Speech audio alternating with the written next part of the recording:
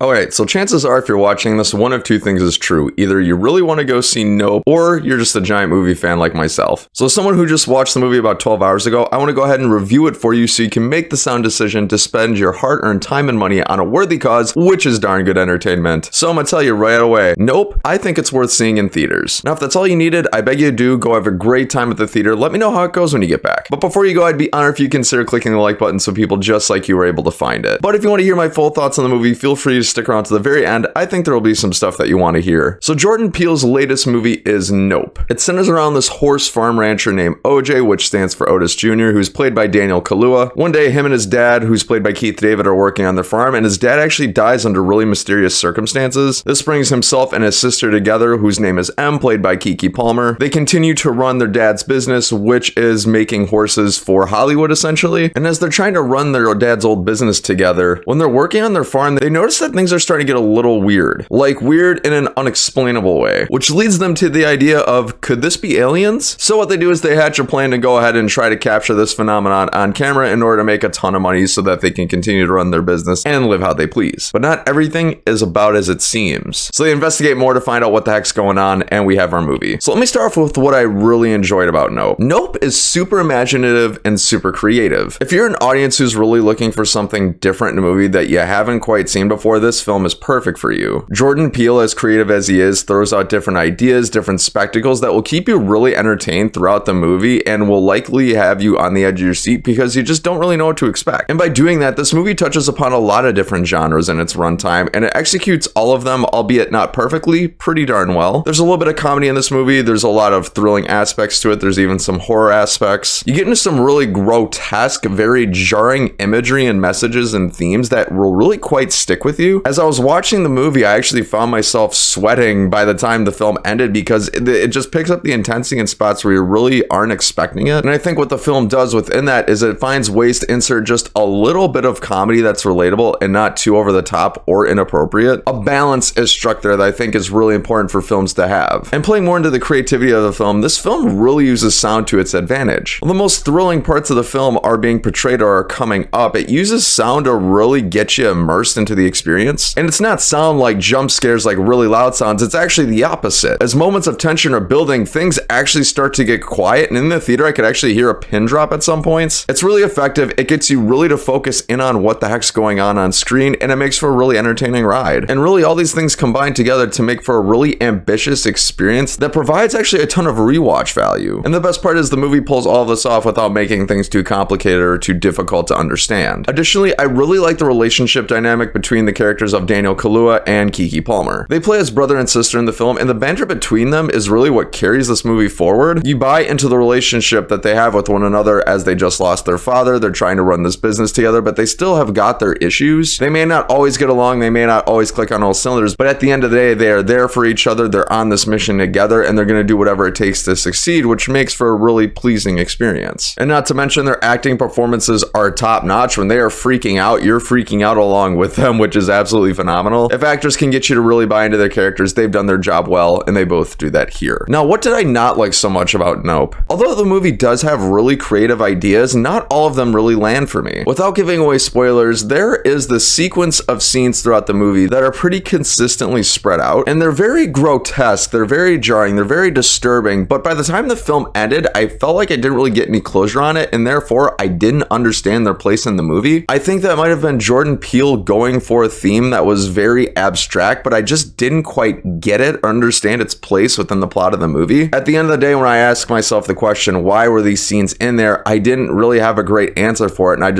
it left me kind of empty-handed, which was a little disappointing. Were they effective at getting my attention? Absolutely. Did they really contribute to the plot? Not so much. Additionally, there's about 20% of this movie that falls apart for me. And unfortunately, it's about the last 20% of the movie, so it doesn't really end on a strong note. The first 80%, you're totally bought in, you're having a great time. The last 20% isn't awful, but it just kind of it's the weakest part of the movie. This is the best way I can really describe it. Characters start making decisions that are really nonsensical, don't seem to really fit their character, and it almost has the movie falling apart. Fortunately, this movie avoids a total meltdown, but it got pretty close toward the end there. And additionally, I think that the the pacing was just a little strange in about the middle parts of this movie. Now, the reason I say that is because once you're starting to kind of learn along with these characters what the heck is going on, the movie doesn't really take the time in order to kind of feed you additional information so you can kind of piece together things yourself. It just kind of tells you what's going on. Pretty soon, characters start explaining things. You really don't understand where they're getting their rationale from. You just kind of have to live with it and buy into it. And you'll just kind of have your head scratching, wondering where they got this information. It's a little jarring. In a way, I get it because this movie's already 2 hours, 11 minutes. If they add in a chunk into that middle, this movie's getting into really long territory, about 2.5 hours. But even if it just had that 10 additional minutes to kind of feed you a little bit more information so you could understand where the characters are getting their rationale from about what's going on, I think it would have been a service to the movie. But you're just kind of dealt this hand, you have to live with it, and then the movie goes on. Does it make the movie worse? Not necessarily, but is it a missed opportunity? I think so. So friends, if I had to give this movie an overall score, I'm going to give it an 8 out of 10. I think this movie is a great watch and it's worth seeing twice in theaters. It's got a lot of great rewatchability. Jordan Peele's got another awesome movie on his hands, and I think you'll have an excellent time with this one. It's got its shortcomings, sure, but overall, it's still an experience worth having multiple times. Friends, thank you so much for watching another Bankrupt Hippo movie review. If you thought this was helpful or valuable, I'd be honored if you consider clicking the like button so people just like you are able to find it. Or if you like movie reviews or other videos just like these, feel free to click these end cards or the links down in the description below for your viewing pleasure. Once again, this has been the Bankrupt Hippo YouTube channel. I've been Bryson. Until next time, have a great day.